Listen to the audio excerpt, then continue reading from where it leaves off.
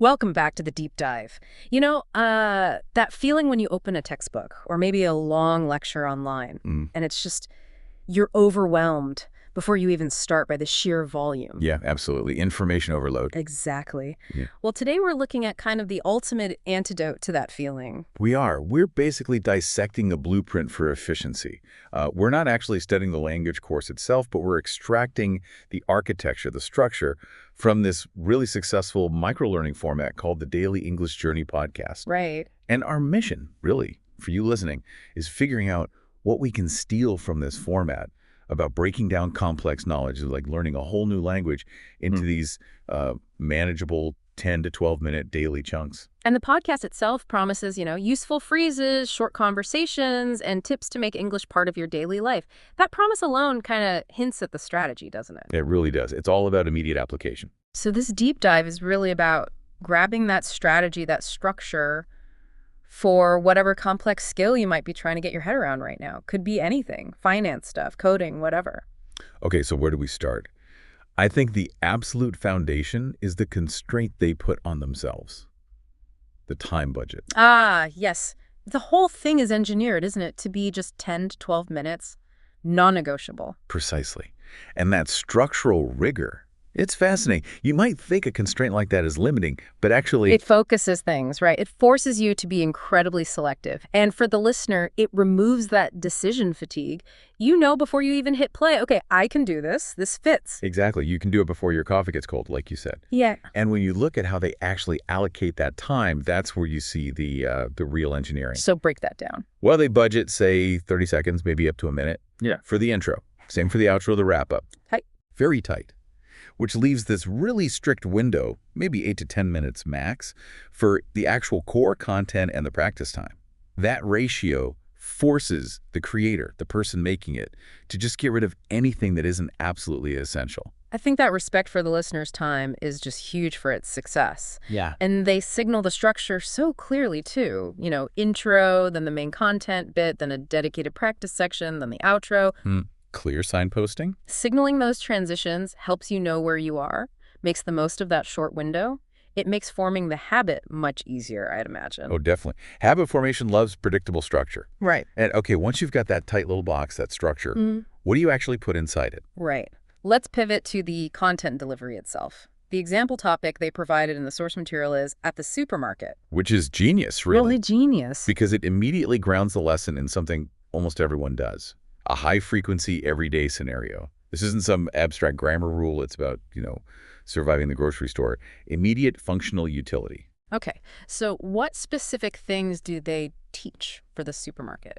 Well, analyzing the sentences they picked, you see how efficient it is. They target 4 really specific, high-value transaction types. Basically covers, 90% of what you actually need to do there. Okay, what are they? First, location.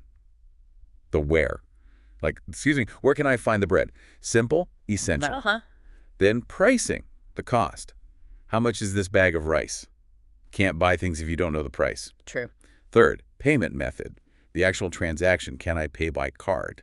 Increasingly vital, right? Definitely. And the fourth? Fourth is checking on availability or quality. The sock check. Do you have any fresh vegetables today? Okay, so just those 4. If you nail those, you're pretty much set for a basic shopping trip. But you said there's a shift here. It gets more interesting. Yes. This is where the teaching strategy really kicks in, I think. They don't just leave you with these isolated sentences. They immediately pivot. Pivot how? They transition those useful sentences into a specific, very short mini conversation. The example they give is super simple. Person A asks, "Excuse me, where's the milk?" Person B answers, "It's in the dairy section on the left." Ah, okay.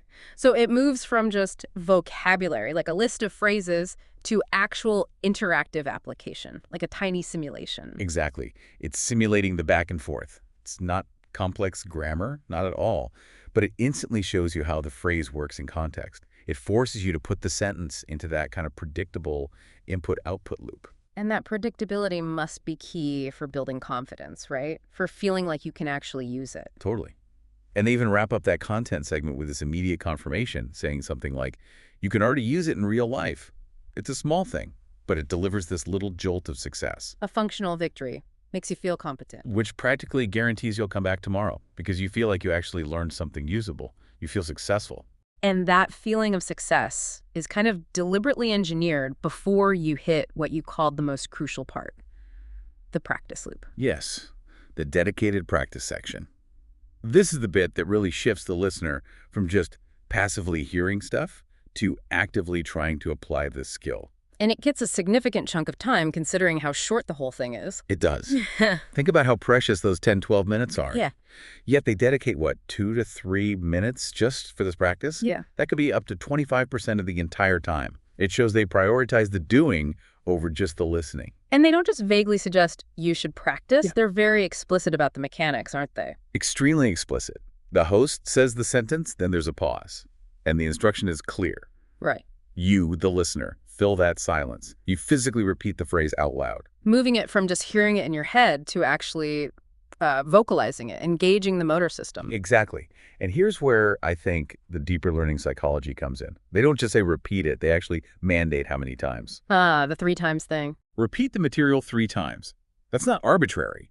It's a deliberate tactic based on memory research trying to maximize retention through active retrieval practice, forcing recall. So that 3-time repetition, it's designed to bridge that gap. The gap between just recognizing a phrase when you hear it and actually being able to recall it to produce it yourself when you need it, under pressure even. Yes.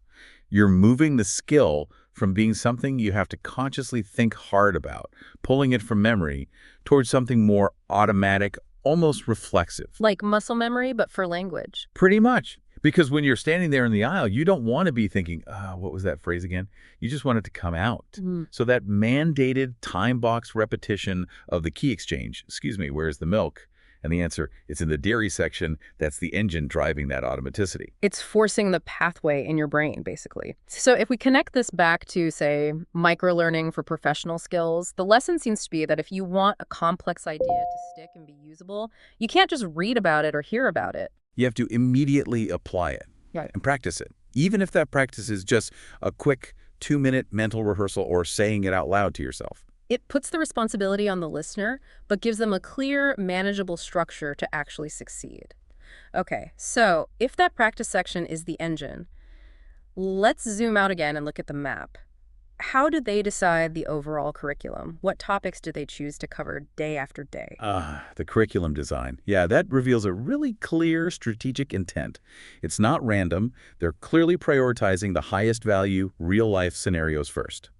The whole series seems built around maximizing your immediate ability to function out in the world. Okay, so what kind of topics are we talking about? The source material listed quite a few examples. Yeah, you can sort of group them. There are the basic social necessity topics, things you need just to interact politely, like greetings and introductions, visiting a friend, even talking about the weather. Low stakes, but stuff you do all the time. Okay, makes sense. What else? Then you get the really critical transactional necessity topics. These are the situations that often cause the most stress for language learners, right? Like at the restaurant, going to the bank, crucial stuff like at the doctor's office, or even just ordering coffee, things you simply have to be able to do sometimes. Unavoidable interactions, got it. And they also strategically cover basic mobility travel essentials. Things like taking a taxi, navigating at the airport. Right. And they mention home life, too. Yeah, anchoring you in your immediate environment, daily routine at home. So looking at that list, what's fascinating is that pretty much every single 10-minute lesson seems guaranteed to give you something you can use almost immediately.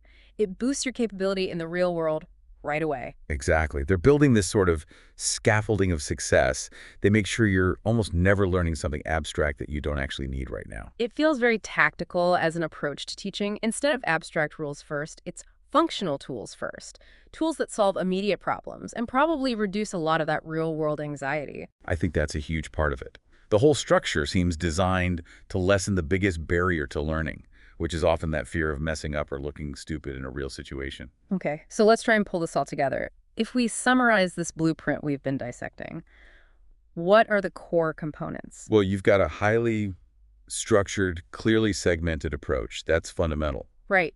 Heavy emphasis on content that has immediate, practical applicability, stuff you can use today. And it all drives towards and culminates in that dedicated, mandated, repetitive practice section. It's learning by doing, but in these really compressed, consistent bursts. Exactly. And the core goal, like the original format says, is pretty simple. Practice little every day to become fluent. This micro-learning blueprint basically shows that mastery doesn't come from these huge, overwhelming study sessions. It comes from stacking up hundreds of these small, functional wins, wins that are rooted in consistent, active repetition. And that blueprint, that structure, Mm-hmm. it's so portable, isn't it? Completely. If you're listening to this, chances are you're trying to master something complex too. Maybe not a language, but some skill, some area of knowledge. The key seems to be identifying the smallest, most functional unit of that knowledge or skill that you need right now, the equivalent of where's the milk? Okay, so here's the final takeaway question, the thing for you to maybe mull over this week.